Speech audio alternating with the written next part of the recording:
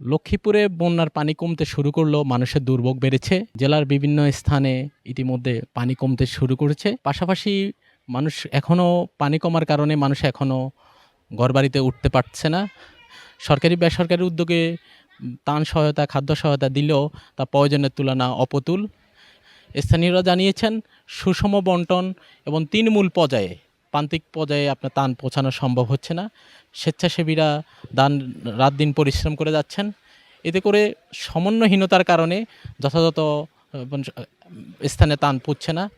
আমরা স্থানীয়দের সাথে কথা বলেছি, তারা আমাদেরকে জানিয়েছেন পানি প্রায় গত 2 দিনে 1 ফুটের মতো বিভিন্ন এলাকা পানি কমেছে। আমাদের এখানে দেখা যাচ্ছে যে খাল দখল, নদী দখল দিয়ে মাছ চাষ করার কারণে খালের পানি খুব ধীরগতিতে নামছে। এছাড়াও পানি কমার সাথে সাথে সাপের উপদ্রব বেড়েছে। গত কয়েকদিনে 112 জনকে সাপের কামড়ে আক্রান্ত হয়েছে। তারা জেলা সদর হাসপাতাল সহ বিভিন্ন স্বাস্থ্য কেন্দ্রে চিকিৎসা নিয়েছেন। পাশাপাশি স্থানীয়দের দুর্ভোগ কষ্ট বেড়েছে। তৃণমূল পর্যায়ে সহায়তা পৌঁছানো সম্ভব হচ্ছে না। মানুষের ঘরবাড়ি অনেক বিভিন্ন স্থানে হাঁটু পরিমাণ পানি, কোথাও কোথাও কোমর পরিমাণ, ক্ষেত্রবিশেষ নিচু এলাকা গলা পর্যন্ত পানি রয়েছে। এই পানি কমার সাথে সাথে মানুষের দুর্ভোগটা আরও বাড়ার আশঙ্কা করছেন স্থানীয় লোকজন। আমরা স্থানীয়দের সাথে কথা বলে জানতে পেরেছি, দীর্ঘমেয়াদী এই সংকট কাটাতে হলে সমন্বিত উদ্যোগ দরকার।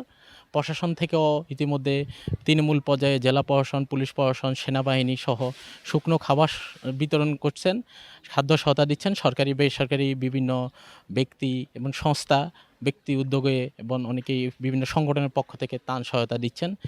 এসব ত্রাণ সহায়তা স্থানীয় স্বেচ্ছাসেবীরা কাজ করছেন। আমরা তাদের সাথে কথা বলে জেনেছি। পাশাপাশি লক্ষ্মীপুরের রামগঞ্জের ওয়াপদা খাল, বীরন্দ খাল, রায়পুরের ডাকাতিয়া নদী, সদরের রহমতখালী খাল, ওয়াপদা খাল, রামগতিতে আপনার বুলুয়া খাল, কমলনগরের বুলুয়া খাল সহ স্থানীয় খালগুলো দীর্ঘদিন ধরে অবৈধ দখলদারদের কবলে রয়েছে। অনেকে বিভিন্ন স্থানে মাছ চাষ করছেন বাঁধ দিয়ে। এছাড়াও স্থাপনা নির্মাণ করার কারণে জলাবদ্ধতা সৃষ্টি হয়েছে, পানি নামার গতিটা খুবই কম। আমরা ডাকাতিয়া নদী থেকে বাঁধ অপসারণ সহ প্রশাসন এবং রহমতখালীর বাঁধ অপসারণে স্থানীয় প্রশাসন কাজ করলেও তা যথাযথভাবে হচ্ছে না বলে স্থানীয়দের অভিযোগ, যার কারণে পানি ধীরগতিতে নামছে। যদিও মেঘনা উপকূলীয় এই জেলার মেঘনা নদীতে এখন পানির পরিমাণটা কম। আমরা স্থানীয়দের সাথে কথা বলে জানতে পেরেছি যে পানি ধীরগতিতে নামার কারণে আমাদের সদর উপজেলার পূর্বাঞ্চল এবং জেলার বিভিন্ন স্থানে জলাবদ্ধতা সৃষ্টি হয়েছে। আস্তে আস্তে পানি নামছেন। এই অবস্থা থেকে উত্তরণের জন্য খাল এবং নদী দখলমুক্ত করার দাবি জানিয়েছেন স্থানীয়রা। আমরা এই বিষয়ে জানতে আমরা স্থানীয় ঘরবাড়িগুলো আমরা আপনাদেরকে একটু দেখানোর চেষ্টা করছি। এখনও পানি কমা শুরু করলেও তারা ঘরবাড়িতে ওই মুহূর্তে উঠতে পারছে না। তাদের কারণে নানা কারণে তারা সংকটে রয়েছেন এবং শুধু খাদ্য সহায়তা নয়, তারা পরবর্তীতে স্থায়ী বসবাসের জন্য সরকারি বেসরকারি সহযোগিতা চাচ্ছেন। আমরা স্থানীয় একজনের সাথে কথা বলছি, মান্দারি জাদিয়া এলাকার। আপনাদের এলাকা বন্যা পরিস্থিতি কেমন? বন্যা পরিস্থিতি ভয়াবহ ভয়াবহ, ঘর দুয়ার মনে করেন সব ডুবে গেছে, পানির নিচে সব তলিয়ে গেছে। মানুষের কষ্ট, দুর্ভোগ্য, রান্না বান্না, খাওয়া দাওয়া, পোকামাকড়, সাপ জোক মনে করেন খুব এগুলার ভয়ে মানুষ খুব দুশ্চিন্তায় আছে।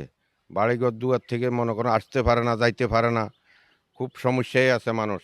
এই এলাকার 14 নম্বর মান্দারি 1 নম্বর ওয়ার্ড জাদিয়া।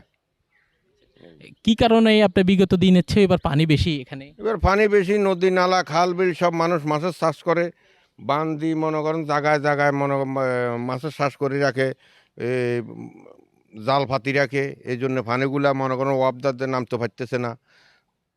এগুলার লেগে মনে করেন সব জলাবদ্ধতা হয়ে রয়েছে, মানুষের দুর্ভোগ বাড়ে গেছে। আমরা যদি দেখানোর চেষ্টা করি, এই লক্ষ্মীপুরের বিভিন্ন অভ্যন্তরীণ সড়কগুলো হাঁটু পরিমাণ পানি, অনেকাংশে কোমর পরিমাণ পানি। এই পানিগুলোর কারণে স্থানীয় রুটগুলোতে পরিবহন চলাচল বন্ধ রয়েছে। স্থানীয় লোকজন নিজেদের উদ্যোগে প্রতিদিন চলাচল করেন, অনেকে বেলা নৌকার নিয়ে চলাচল করেন। এই প্রেক্ষাপটে বন্যা পরিস্থিতি থেকে আমাদেরকে উত্তরণের জন্য এই খাল বিলের খাল নদীর অবৈধবাদ সব অপসারণের পাশাপাশি সরকারের সমষ্টিগত সমন্বিত উদ্যোগ প্রয়োজন বলে লক্ষ্মীপুরের লোকজন মনে করছেন।